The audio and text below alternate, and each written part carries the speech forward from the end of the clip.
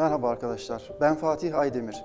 Anfa Altın Park İşletmeleri Bitki Evi'nden bugün Tabiatın Dili serisinde sizlere Ficus elastica bitkisinden bahsedeceğiz. Ficus elastica bitkisi, halk dilinde de kauçuk olarak bildiğimiz bir bitkidir. Ana vatanı Güneydoğu Asya'dır. Ülkemizde deniz kıyılarında, ılıman bölgelerde, üç tarafı denizlerle çevrili zaten, ağaç olarak gördüğümüz bir bitki. Ama iç mekan olarak da popüler olarak yetiştirilen bir bitkimizdir. Bitkimiz aydınlık ortamdan hoşlanıyor. Evimizde doğu, batı ya da güney cephelerinde önünde tül olmak şartıyla aydınlık yerlerde bakımını yapabiliriz. Evlerde yaptığımız en büyük hata bitkinin yerini sürekli değiştirmek. Bu yüzden koyduğumuz yer neresiyse orada yetiştirilme işlemini devam ediyoruz. Bakım işlemleri çok basit. Sulamasına, gübrelemesine, ışık ortamına ve nem ortamına dikkat ettiğimiz zaman hiçbir sıkıntı yaşamıyoruz. Üretimi çok basit olan bir bitkimizdir. Çelikle üretim diyoruz. Çelikle üretim işleminde Ficus elastica'da dikkat edeceğimiz en büyük nokta, en önemli nokta eldivenimiz olması gerekiyor. Çünkü içinden öz suyu aktığı zaman yapışkan bir öz suyu vardır. Biliyorsunuz adı üstünde kauçuk bitkisi. Bundan yapışkan maddeler de yapılıyor. Hafif de toksik madde olduğu için cilde temas etmemesi gerekiyor. O yüzden bir çift eldiven, şöyle bir parça havlu kağıt ve temiz, steril bir makasa ihtiyacımız olacak. Dalı keserken de dikkat edeceğimiz en önemli nokta şu yaprak gözleri dediğimiz yerlerde 1, 2, 3, 4. 4 göz alttan hemen yaprağın bitim noktasından verev açılı bir şekilde kesiyoruz. Bakın hemen suyu akmaya başladı. Bunu havlu kağıt yardımıyla suyunu emdiriyoruz. Şu alttaki birkaç yaprağı temizleyeceğiz tabii ki. Çelik ortamına dikerken, köklendirme ortamına dikerken.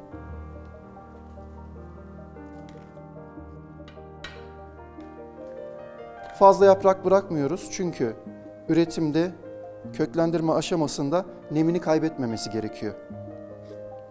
Şurada biraz bekleyecek bu şimdi. Buna tepe çeliği diyoruz, en üstten kestiğimiz kısma.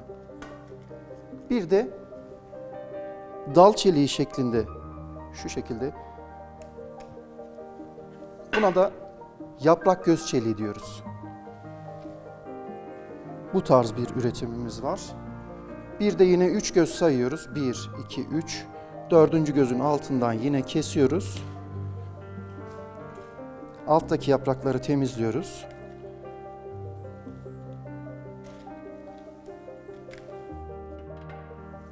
Sadece bir yaprak kalacak şekilde en az 10 santim uzunluğunda bir çelik hazırlıyoruz. Evet, çeliklerimizi aldık. Öz sularını akıttık ve temizledik.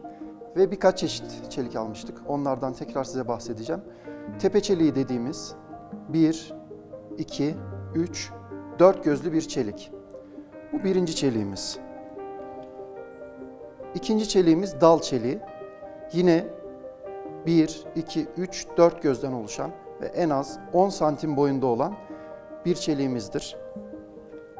Ve üçüncü çeliğimiz de yaprak göz çeliği dediğimiz çelik. Yine sadece şurada bir tane yaprak açacak yeri bırakarak aldığımız bir çelik. Şimdi bunların dikim aşamasına geliyoruz.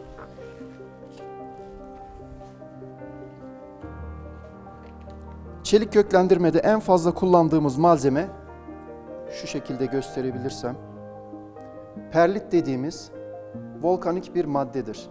Bunlar kayaç halinde çıkarılıyor. 1000 derecelik fırınlarda ısıtıldıktan sonra mısır patlağı haline geliyor. Bu normalde bize kuru olarak geliyor. 3-5 milimetre çapında bir steril ortam. Önce suyla güzelce nemlendiriyoruz. Perlitimizi nemlendirdikten sonra şimdi çeliklerimizi perlitimizin içine dikmeye başlayacağız. Önce daha iyi görünmesi için şuradaki bitkilerimizi bir kenara alalım.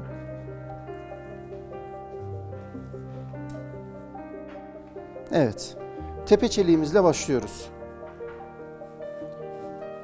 İşaret parmağımızla yerini açtıktan sonra birinci göz yukarıda kalacak şekilde yerine yerleştirdik ve kenarlarından sıkıştırdık.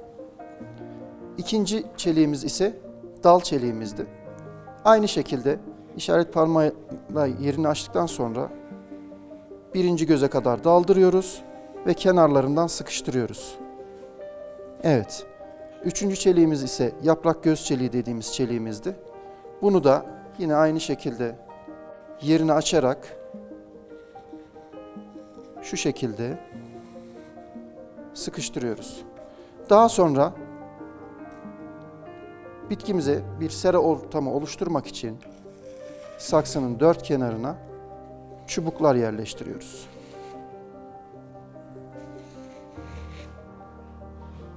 Bu şekilde hazırladıktan sonra üzerini poşetle kapatacağız. Poşetle kapatmadan önce çelikleri diktikten sonra yine bir yapraklarını nemlendirme olayı yapıyoruz. Çeliklerimizi perlitin içine diktik ve minyatür bir sera oluşturmak için market alışverişlerinde kullandığımız herhangi bir poşeti şeffaf olmak kaydıyla yapraklarımızın üzerinden onlara zarar vermeden geçiriyoruz. Minyatür seramızı oluşturduk. Şimdi çeliklerimiz bir ay içerisinde köklenmeye başlayacak. Tabii ki köklenme şartları için bunun nemini ve ışık ortamını ve sıcaklığını kontrol etmemiz gerekiyor. En az 18 santigrat derece bir sıcaklık gerekmektedir. Onun haricinde günde 2-3 sefer nemlendirmemiz gerekiyor. O yüzden naylonunu çıkarıyoruz. Yapraklara ve çeliklerin diplerine bu şekilde günde 2-3 sefer nemlendirme uygulaması yapıyoruz.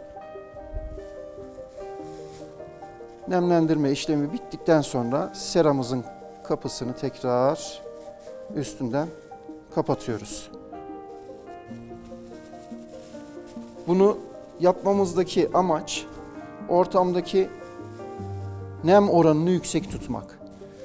%70-80 nem ortamı sağladığımızda bitkimizin çeliklerini ceryandan koruduğumuzda köklenme daha sağlıklı olacak ve daha çabuk olacak.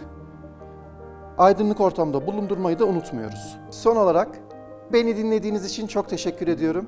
Haftaya yeni bir bitki, yeni bir konuyla Anfa Altın Park İşletmeleri Bitki Evimizde tekrar buluşmak dileğiyle. Hoşça kalın diyorum.